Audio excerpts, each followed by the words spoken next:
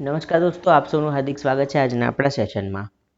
દોસ્તો, લાસ્ટ લેક્ચરની અંદર આપણે વર્કશોપ કેલ્ક્યુલેશન એન્ડ સાયન્સ એની અંદર આપણે લોકોએ અપૂર્ણાંક જે છે એના ગુણાકાર, સરવાળા, બાદબાકી, ભાગાકાર અને એની અંદર આવતા અમુક ક્વેશ્ચન્સ છે એને જોયા હતા.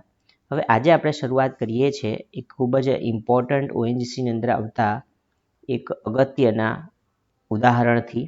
દેખો દોસ્તો, જ્યારે આપણે અપૂર્ણાંકની વાત કરીએ છીએ, શાની અપૂર્ણાંકની જ્યારે આપણે ચર્ચા કરીએ છીએ તો અપૂર્ણાંકની અંદર અત્યાર સુધી આપણે અંશ અને છેદના સ્વરૂપમાં જે અપૂર્ણાંક આવે છે એનો અભ્યાસ કર્યો છે. એટલે કે અંશ અને છેદના સ્વરૂપમાં, જેમ કે 3/4 છે, બરાબર.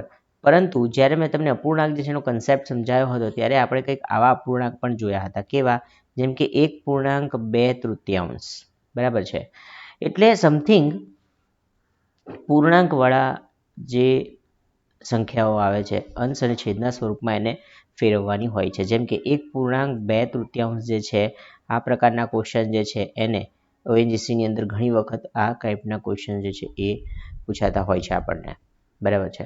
જેમ કે અહીંયા 2.1/3 આ પ્રકારનો ક્વેશ્ચન જે છે એની સામે અહીંયા બ્લેન્ક કરેલી હોય છે, બરાબર છે. ખૂબ જ ઇઝી ક્વેશ્ચન છે અને સ્કોરિંગ ક્વેશ્ચન છે આ. એન્ડ વર્કશોપ કેલ્ક્યુલેશન સાયન્સ જે છે એટલે કે વર્કશોપ કેલ્ક્યુલેશન છે આ એક સ્કોરિંગ વિષય છે આપણા ઓએનજીસી માટે, કારણ કે આમાંથી ખૂબ જ ઇઝી ક્વેશ્ચન્સ આવે છે અને આ ઇઝી ક્વેશ્ચન આપણને ઇઝીલી માર્ક્સ મળી જતા હોય છે. દેખો, આ જે ક્વેશ્ચન છે આપણે એ વસ્તુ શીખવાની છે કે જો આપણને આ પ્રકારનું સ્વરૂપ આપ્યું હોય તો એને સાદું સ્વરૂપ કેવી રીતે આપવું, બરાબર છે. સાદું સ્વરૂપ કેવી રીતે આપવું, બરાબર છે ગાઈસ. તો દેખો, જ્યારે ક્યારે પણ આપણને આ રીતે સ્વરૂપ આપેલું હોય તો આપણે દેખો આને જ કન્વર્ટ કરીએ છીએ 2.1/3 એને કેવી રીતે આમાં ફેરવીશું. જ્યારે પણ આપણને આ સ્વરૂપમાં આપ્યું હોય છે તો દોસ્તો અહીંયા જે આંકડો આપણને નીચે આપેલો છે અને જે આંકડો અહીંયા આપેલો છે આ બંનેનો શું કરવાનો? ગુણાકાર કરવાનો થાય છે.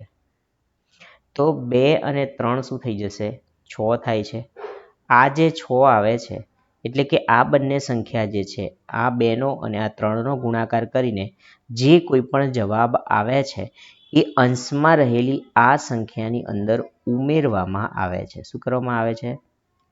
ઉમેરવામાં આવે છે, બરાબર. તો આપણે ઉમેરી દઈએ. અહીંયા શું છે? 1 છે. આપણો જવાબ શું આવે છે? 6. 6 + 1 એટલે કેટલું થઈ જાય છે? 7. અને નીચે જે હતું એ એઝ ઇટ ઇઝ અહીંયા આવશે, એ છે 3. તો 2.1/3 નો અર્થ શું થાય છે? 7/3. જેમ કે અહીંયા છે, આને આપણે કન્વર્ટ કરીએ. 1.2/3 છે એના બરાબર શું થશે દોસ્તો? દેખો, 1 પૂર્ણાંક એટલે શું? તો 1 અને 3 એનો ગુણાકાર કરીએ તો 3 અને 1 એનો ગુણાકાર અહીંયા થઈ જશે 3 અને એની અંદર આપણે ઉમેરીશું 2. એ કયા 2 છે? આ 2 છે. તો 3 + 2 થઈ જાય છે 5 અને નીચે કઈ સંખ્યા છે? 3. એ ઓલરેડી અવેલેબલ છે અને એઝ ઇટ ઇઝ રાખવાના છે એટલે જવાબ શું આવે છે આપણો? 5/3. ઓકે. તો આ પ્રકારના ક્વેશ્ચન જે છે 1 માર્ક્સમાં અને ઓએનજીસીની એક્ઝામમાં ફ્રિકવન્ટલી પૂછાતા હોય છે મેથ્સના ભાગની અંદર, બરાબર છે. તો ઘણી વખત આપણને સરવાળા બાદબાકીની અંદર પણ આ જ પ્રકારના ક્વેશ્ચન આવતા હોય છે. જેમ કે 5.1/4 અને -3.3/4, બરાબર છે. આ ક્વેશ્ચન જે છે એને સોલ્વ કરવાનું આપણને પૂછાય તો આપણે આને ઇઝીલી સોલ્વ કરી શકીએ છીએ. કેવી રીતે? સૌથી પહેલાં આ જે છે એનું આપણે સાદુરૂપ આપવું પડશે. કેવી રીતે આપીશું સાદુરૂપ? દેખો, 5 અને 4 એનો ગુણાકાર કરીશું. 5 ચોક 20, 20 + 1 ભાગ્યા નીચે શું છે? 4 છે. માઇનસ અહીંયા 3 × 4, 3 ચોક 12, 12 + 3, આ 3 છે એ અને નીચે જે 4 છે એ એઝ ઇટ ઇઝ રાખીશું. ઓકે. હવે શું થાય છે? 20 + 1 એટલે 21/4 માઇનસ અહીંયા શું થઈ જાય છે? 15/4 થઈ જાય છે. ઓકે. તો દોસ્તો, જ્યારે પણ અહીંયા નીચેનો જે બેઝ છે એ સરખા હોય તો ઉપરનાની ડાયરેક્ટ બાદબાકી થઈ જાય છે. એટલે અહીંયા આપણે જે ચોકડી ગુણાકારની રીત, જો બાદબાકી કરવા માટે આપણે કઈ રીતનો ઉપયોગ કરીએ છીએ? બાદબાકી કરવા માટે બાદબાકી કરવા માટે આપણે ચોકડી ગુણાકારની રીત વાપરીશું. ચોકડી ગુણાકાર,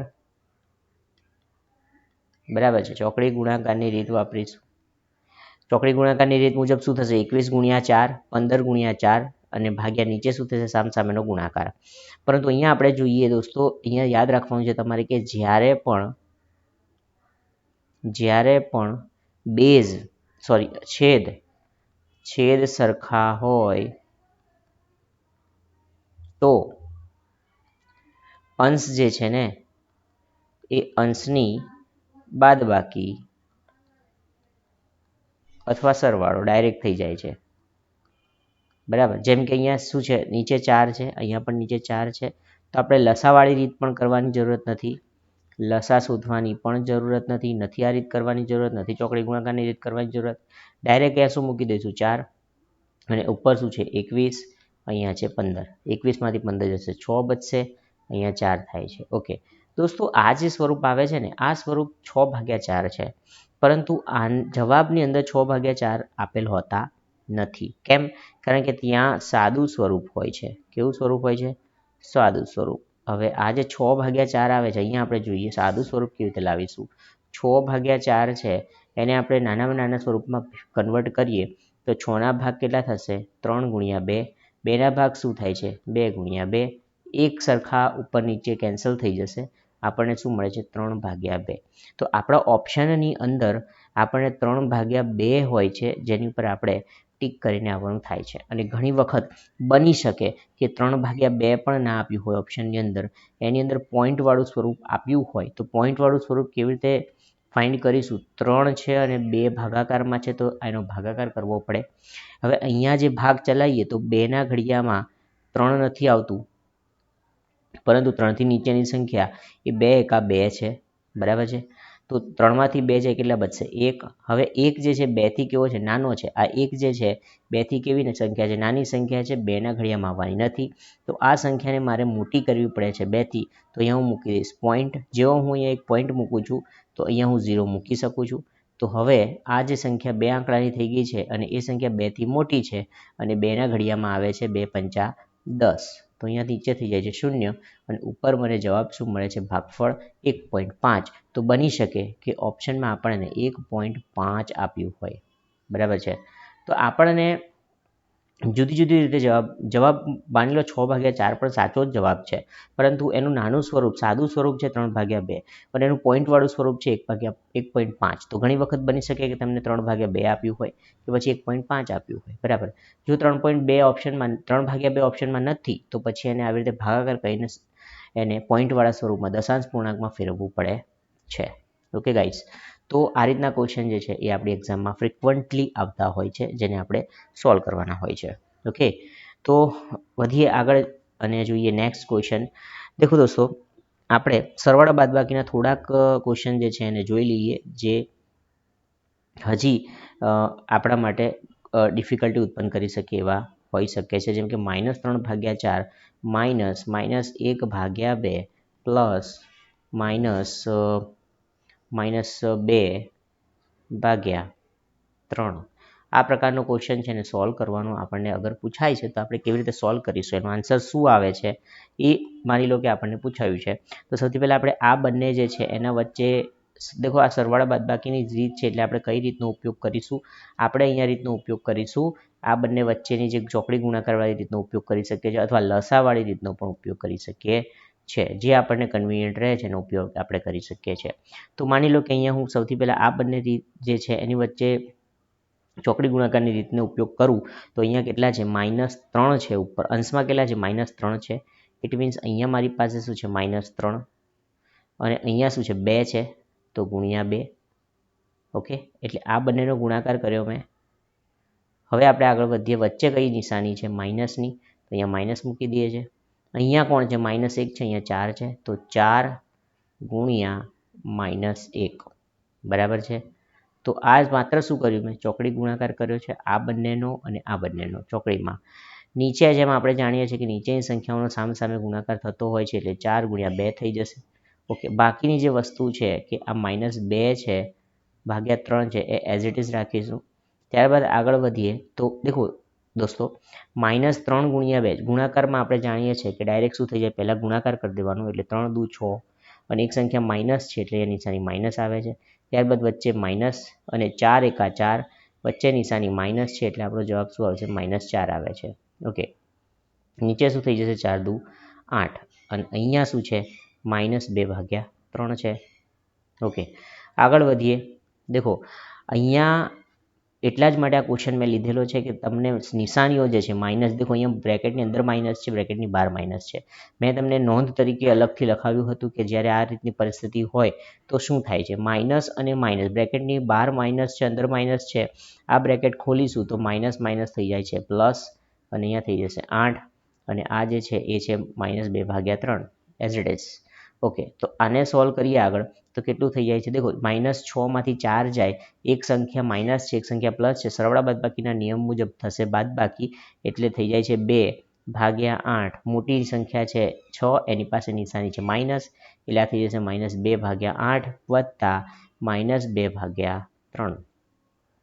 તો આ વસ્તુને આગળ કેરી ફોરવર્ડ કરીએ આપણે અહીંયાથી સોલ્વ કરીએ. દેખો -2/8 એનો અર્થ શું થાય છે એ પણ જોઈએ, -2/3. હવે -2/8 એટલે શું થઈ જશે, અહીંયા આપણે છેદ ઉડાવી શકીએ છીએ, 2 ચોક 8 એટલે આપણી પાસે શું બચે છે, -1/4 અને અહીંયા પ્લસ -2/3 તો છે જ.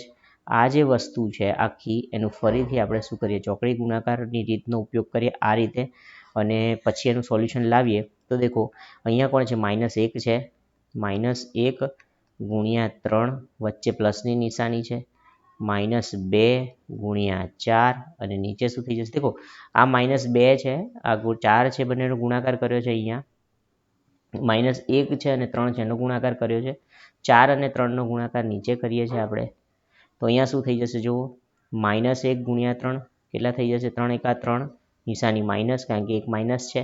અહીંયા શું થશે, 4 દુ 8 બરાબર છે, વચ્ચે પ્લસ છે અને 4 દુ 8 છે, નિશાની શું આવશે, માઇનસ, કારણ કે એક માઇનસ છે, આપણે જોઈ ચૂક્યા છે ગુણાકારના નિયમમાં, અને 4 તરી 12.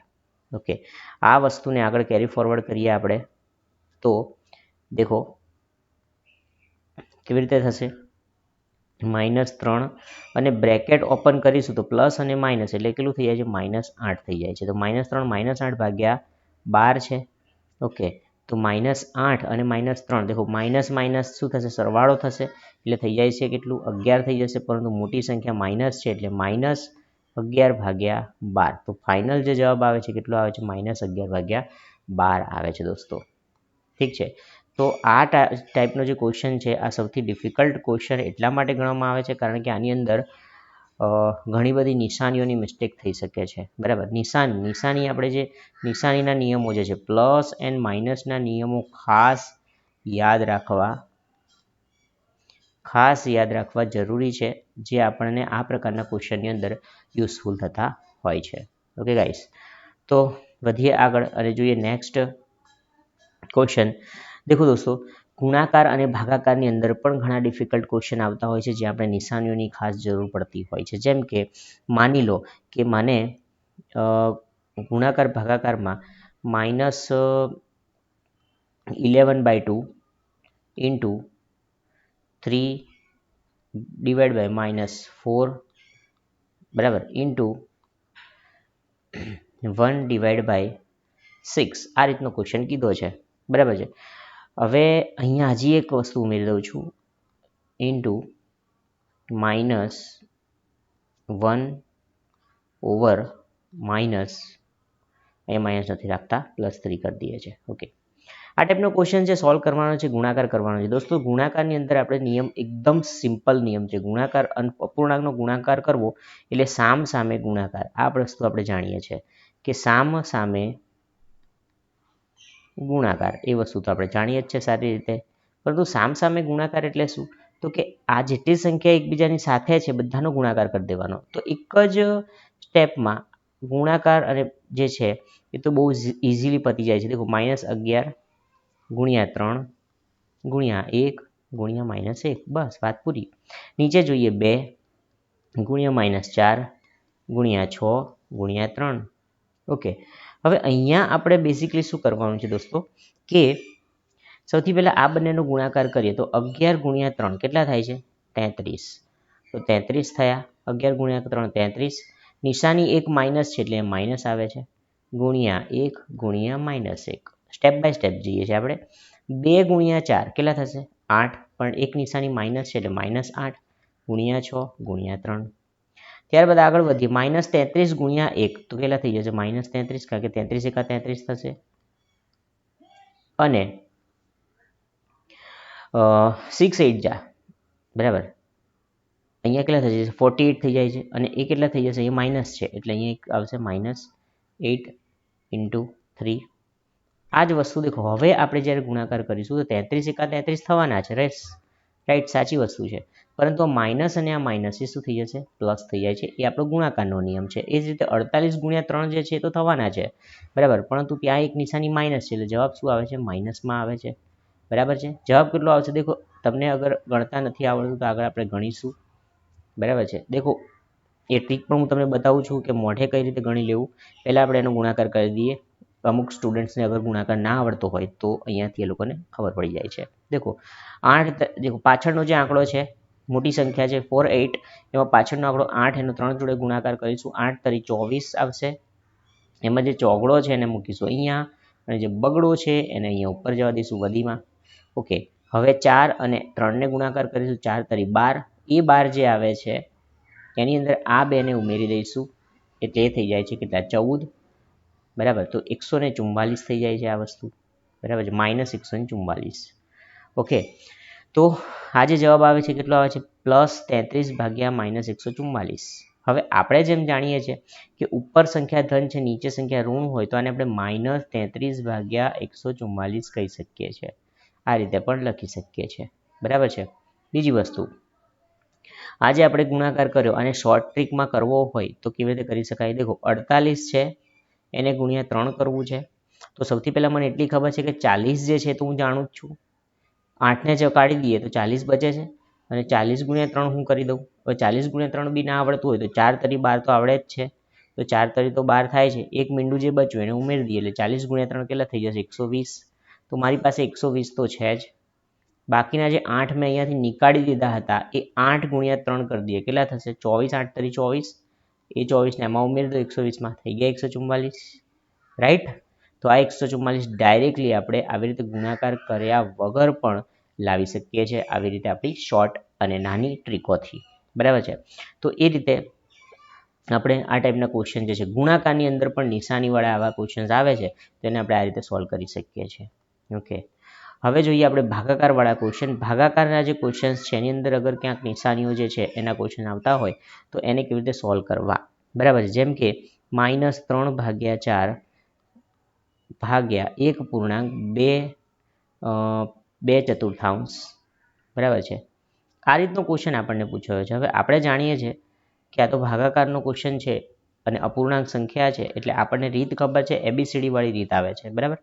તો અહીંયા શું કરીશું સૌથી પહેલાં તો આ જે વસ્તુ છે એને મારે કન્વર્ટ કરવી પડશે અને આપણે કન્વર્ટ કરી દઈએ છીએ. કેવી રીતે તો અહીંયા જે સંખ્યા છે ને અહીંયા જે સંખ્યા છે એનું શું કરીશું આપણે ગુણાકાર કરીશું એટલે 4 ગુણ્યા 1 4 એકા 4 વત્તા શું કરીશું 2 કરીશું એટલે કેટલા થઈ જાય છે દેખો 4 એકા 4 4 વત્તા 2 6 થઈ જાય છે. તો અહીંયા આની જગ્યાએ શું થઈ જશે 6 અને નીચે કોણ છે 4 છે જ ઓલરેડી આ 4 ના 4 અહીંયા આવી જશે. આનું સોલ્યુશન શું આવે છે 6 આવે છે 6 ભાગ્યા 4 થઈ ગયું એટલે આ સ્ટેટમેન્ટ આખું કેવી રીતે કન્વર્ટ થઈ ગયું -3 ભાગ્યા 4 ભાગ્યા 6 ભાગ્યા 4 સિમ્પલ. ઓકે તો હવે આને હું કેવી રીતે લખી શકું છું આપણે જેમ લખીએ છીએ ભાગાકારમાં 3 ભાગ્યા 4 ભાગ્યા 6 ભાગ્યા 4.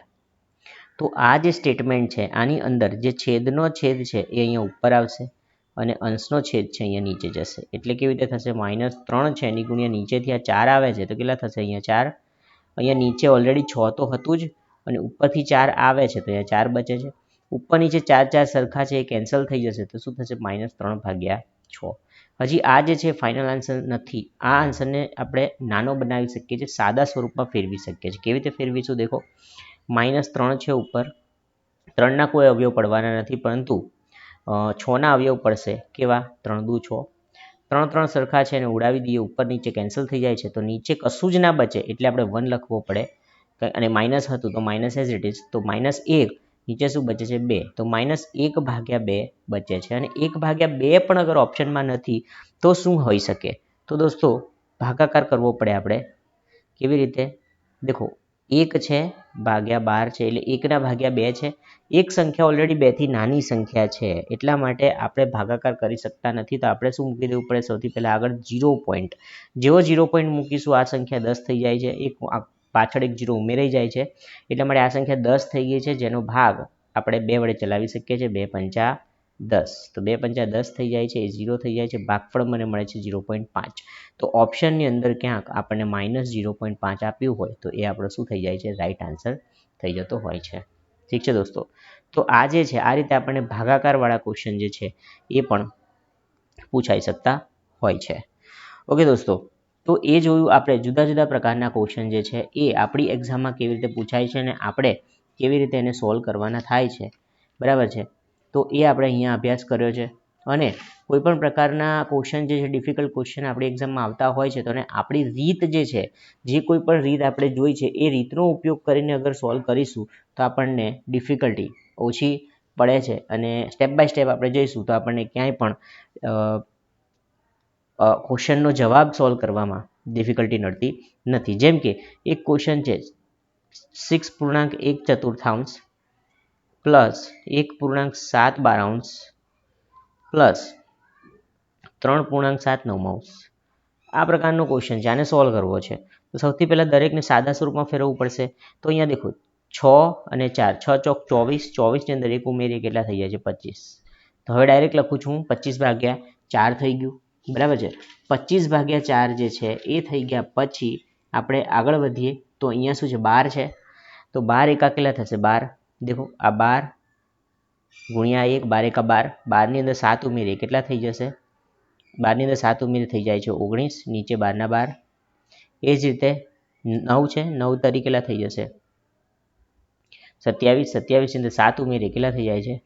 34, અને નીચે 9 ના 9 છે. ઓકે, તો હવે તો ક્વેશ્ચન આપણા સિમ્પલ સરવાળાના સ્વરૂપમાં આવી ગયો છે, પરંતુ અહીંયા મારે આ જે ક્વેશ્ચન છે એને લસાની રીતે કરાવો છે એક વખત, એટલા માટે હું આ ક્વેશ્ચનને અહીંયા સોલ્વ કર્યો છે. લસા ફાઇન્ડ કરીશું આપણે. લસા ફાઇન્ડ કરવા માટે, લસા શોધવા માટે મેં તમને શીખવાડ્યું છે કે 4 પછી 12 પછી 9, જે છેદ જેટલા છે એ દરેકના છેદનો લસા શોધી નાખવાનો. 2 વડે ભાગ ચલાવીશું સૌથી પહેલાં.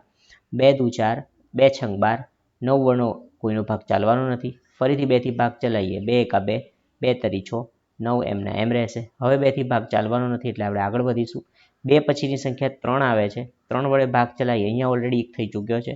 3 એકા 3, 3 તરી 9, હજી 3થી ભાગ ચાલશે તો અહીંયા 1, 1 અને 1. ઇટ મીન્સ આપણો જે લસા છે એ શું આવે છે? લસા જે છે એ છે 2 ગુણ્યા 2 ગુણ્યા 3 ગુણ્યા 3, એટલે કે 2 દુ 4, 4 તરી 12 અને 12 તરી 36. તો ટોટલ જે લસા આવે છે કેટલો આવે છે? 36 આવે છે દોસ્તો. તો અહીંયા આપણે લસા જે છે એનો ઉપયોગ કરીને હવે કેવી રીતે સોલ્વ કરીશું એ ફરીથી એક વખત આપણે જોવાનું છે. દેખો અહીંયા નીચે 36, આપણો લસા 36 છે એટલે નીચે આપણે એક વખત 36 લખી દઈશું. પછી દરેક સંખ્યા સાથે આપણે 36ને ગુણી નાખવાનો છે. અહીંયા પણ 36 વડે ગુણી નાખીશું અને અહીંયા પણ 36 વડે આપણે ગુણી નાખીશું. હવે અહીંયા જોઈએ તો દેખો દોસ્તો કે 4 જે છે ને 36 એનો ભાગ કેવી રીતે ચાલશે? જેમ આપણે જાણીએ છીએ 12 ચોક 36, 12 ચોક 36, તો અહીંયા 12 આવે છે, તો 12 આવ્યા અને 25 તો ઓલરેડી છે એટલે 12 ગુણ્યા 25 થઈ ગયું. પછી અહીંયા જોઈએ તો 12, અહીંયા નીચે 12 છે તો 12 ચોક 36, 19 હતા, 4 આવ્યા એટલે 19 ગુણ્યા 4 થઈ ગયું, બરાબર છે. પછી કેટલા થશે? અહીંયા કે 9 છે, બરાબર છે. અહીંયા 12ની જગ્યાએ શું આવે છે? 3 આવે છે. It's my mistake. આ 12 તરી 36 થતું હોય છે એકચ્યુઅલી, એટલા માટે અહીંયા કેટલું થઈ જશે? Sorry, it's a mistake. અહીંયા અને અહીંયા પણ મિસ્ટેક છે આપણી. અહીંયા આપણી પાસે 4 છે ને, તો 4 9 36 થતા હોય છે, તો અહીંયા 9 આવશે. સોરી, ઇરેઝર ફરીથી યુઝ કરવું પડશે અહીંયા. ઓકે, અહીંયા પણ આપણે યુઝ કરવું પડશે. યસ, દેખો દોસ્તો 4 9 36 એટલે અહીંયા 9 આવે છે, 9 ગુણ્યા 25. પછી અહીંયા શું થઈ જશે? 12 12 દુ 24 અને 12 તારી 36 એટલે અહીંયા આવી જશે 3 19 ગુણ્યા 3 અને અહીંયા આવે છે 9 ચોક 36 એટલે અહીંયા થઈ જશે 34 તો હતા જ અને 4 મલ્ટિપ્લિકેશનમાં આવે છે ઓકે ગાઈસ તો હવે આપણે શું કરીશું કે 25 ગુણ્યા 9 એટલે 25 ગુણ્યા 9 કરીશું દેખો દોસ્તો 25 ગુણ્યા 9 કરવું છે મારે તો એ 25 ગુણ્યા 9 આપણે જ્યારે કરીશું ગુણાકાર તો આપણને એનો આન્સર આવે છે ગુણાકાર કેવી રીતે કરશું તો 9 પંચા કેટલા થશે 5 9 45 પાંચડો આપણે અહીંયા મૂકીશું 4 ને ઉપર લઈ જઈશું 9 દુ 18 થાય છે 18 ની અંદર આ 4 ઉમેરી દઈશું એટલે કેટલા થઈ જશે 22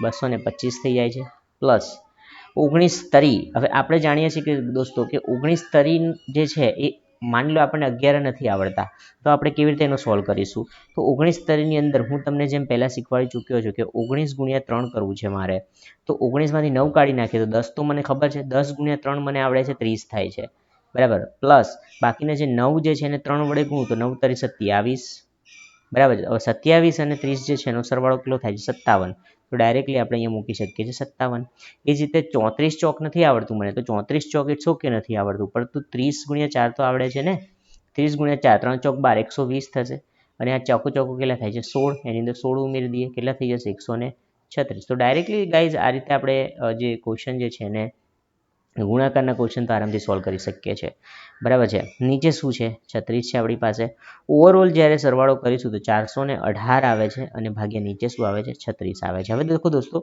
આ જે છે ને 418 ભાગ્યા 36 આ મોટું સ્વરૂપ છે અને નાના સ્વરૂપમાં પણ ફેરવી શકીએ છીએ આપણે નાના સ્વરૂપમાં કેવી રીતે ફેરવીશું તો એના માટે દેખો ઉપર નીચે બે વડે ભાગી નાખીએ તો અહીંયા થઈ જશે 209 અહીંયા થઈ જશે 18 બરાબર છે તો આ જે છે એ આપણો જવાબ હોઈ શકે છે ઓકે પરંતુ આનો જવાબ જે છે પૂર્ણાંકમાં પણ ફેરવી શકવાનો હોય છે ઘણી વખત અને એ ફેરવીએ એટલે એ 11 ભાગ્યા 18 આ પ્રકારનો જવાબ આવે છે હવે આ જે જવાબ છે એ કેવી રીતે લાવવો એ આપણે જોઈશું નેક્સ્ટ આગળ કેવી રીતે આમાં ફેરવવાનું થાય છે એ વસ્તુ આપણે આગળના લેક્ચરોમાં જ્યારે જોઈશું ત્યારે એ વસ્તુને આપણે કવર કરી લઈશું ઠીક છે તો આ જે દોસ્તો છે ઘણા ઇમ્પોર્ટન્ટ ક્વેશ્ચન્સ આપણે આજે જોયા અને એની અંદર ગુણાકાર ભાગાકાર સરવાળા બાદબાકી જે પૂર્ણાંક અપૂર્ણાંક જે વસ્તુ છે એ વસ્તુઓને અને એક સ્વરૂપનું બીજા સ્વરૂપમાં કેવી રીતે રૂપાંતર કરવું એનો આપણે સંપૂર્ણ અભ્યાસ અહીંયા કર્યો છે બરાબર છે વર્કશોપ કેલ્ક્યુલેશન એન્ડ સાયન્સ ખૂબ જ સ્કોરિંગ સબ્જેક્ટ છે ખૂબ જ ઇમ્પોર્ટન્ટ છે બરાબર છે અને એ ટાઈપનો પોર્શન છે ઓએનજીસીનું કે સ્કોરિંગ તો છે પરંતુ સાથે સાથે આપણે સાયન્સ જરૂરત પડે છે પ્રેક્ટિસની ઓકે જ્યાં સુધી તમે એને પ્રેક્ટિસ નહીં કરો થિયોરેટિકલી જોતા રહેશો તો તમે એને સોલ્વ કરી શકશો નહીં એટલે ખાસ એની પ્રેક્ટિસ કરવી ખૂબ જ જરૂરી છે બરાબર છે તો આજના સેશનમાં માત્ર આટલું જ મળીએ આપણે નેક્સ્ટ સેશનમાં નવા ક્વેશ્ચન નવા ટોપિક સાથે ત્યાં સુધી આપ સૌ પ્રિપેરેશન કરતા રહો જય હિન્દ જય Bharat thank you so much